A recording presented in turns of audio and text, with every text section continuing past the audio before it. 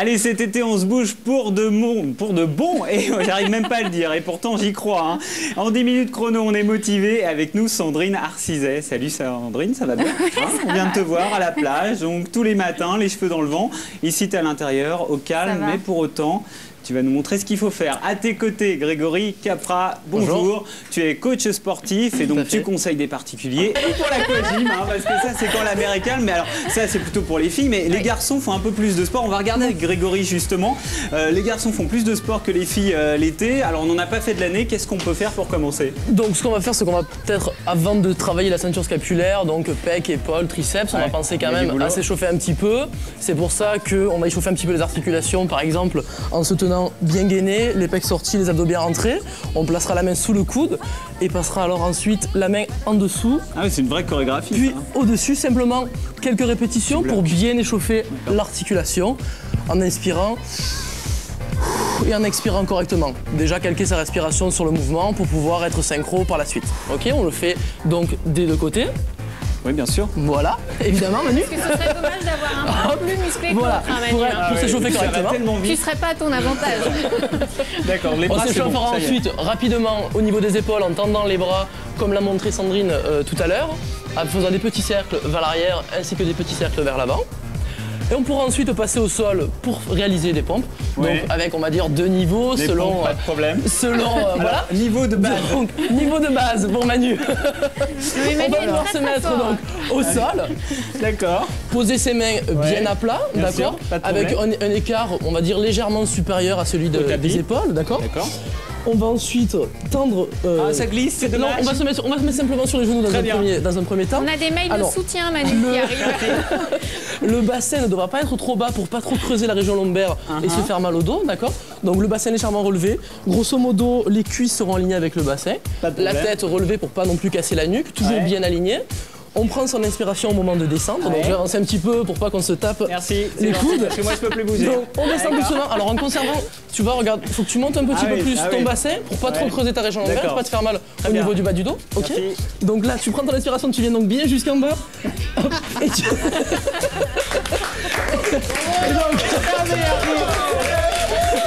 Et donc, quand tu arrives en bas, tu pousses fort sur tes mains et tu expires. Alors toujours en me conservant le bassin relativement haut.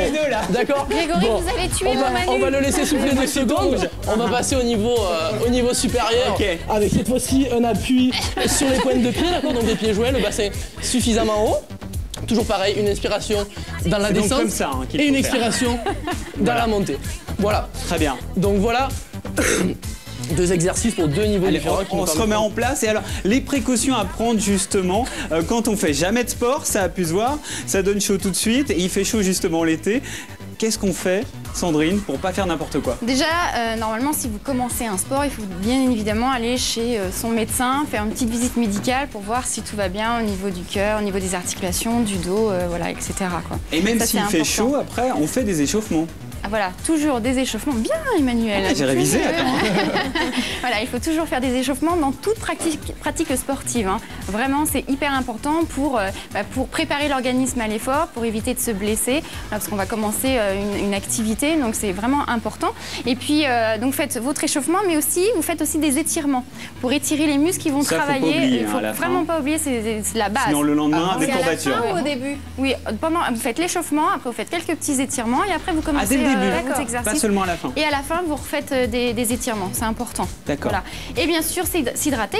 Surtout si vous faites des exercices là en plein soleil, enfin, surtout pas en plein soleil, vaut mieux être à l'ombre, vaut mieux être à l'ombre qu'en plein soleil. Mais enfin, bon, si vous êtes, il fait chaud, surtout là en ce moment, maintenant on a le beau temps, donc si vous faites des exercices alors qu'il y a du soleil, il faut vraiment s'hydrater, c'est très important. Allez, vous pouvez interroger directement Sandrine et Grégory, c'est avec Céline. Oui, je redonne le numéro de téléphone. Non, non d'accord.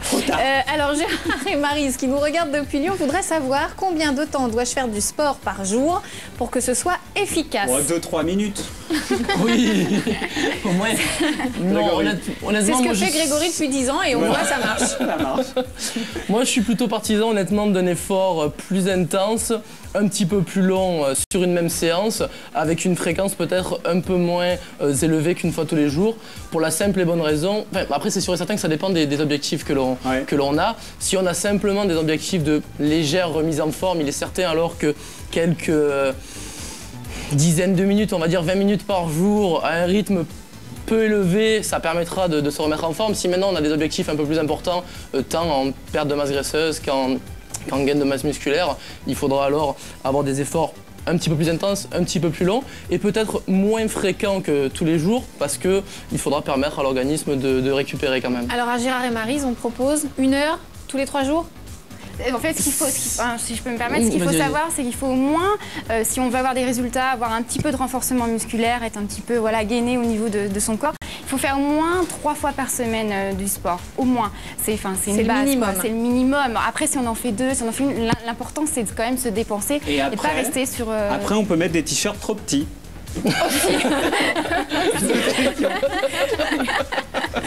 Alors on a Brigitte de Paris qui nous pose une question mais que toutes les femmes de la Terre auraient envie de poser, je suppose. Comment le numéro perdre... de téléphone de Grégory? Non, on est à la télé, on se calme. Non, nous allons le garder pour nous.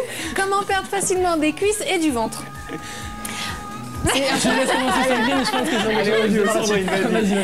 En fait, comment perdre des cuisses et du ventre? On ne va pas perdre des cuisses et du ventre. En fait, ce qu'il faut, c'est faire de... Non, mais ce qu'il faut, c'est... on ne peut pas tellement perdre à un endroit précis de la graisse au niveau du ventre, au niveau des cuisses. Ce qu'il faut, c'est faire du cardio. Enfin, moi, c'est ce que je préconise. Faire du cardio au moins 3 fois par semaine, au moins 45 minutes pour déjà perdre de la masse graisseuse. Avoir une bonne hygiène alimentaire et puis après renforcer son corps, renforcer les zones qu'on veut justement travailler, donc les fessiers, les cuisses, le ventre, etc.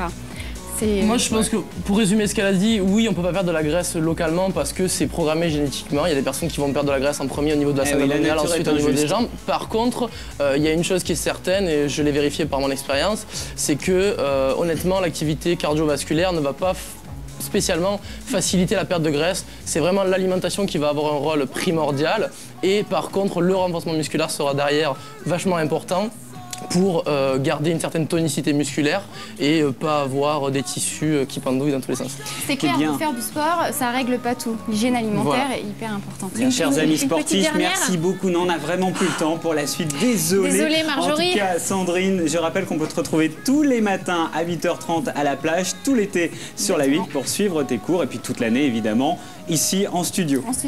À tes côtés, donc Grégory Capra est avec nous, et coach sportif. Tout à fait. Et on retrouve tes coordonnées sur le site de la chaîne.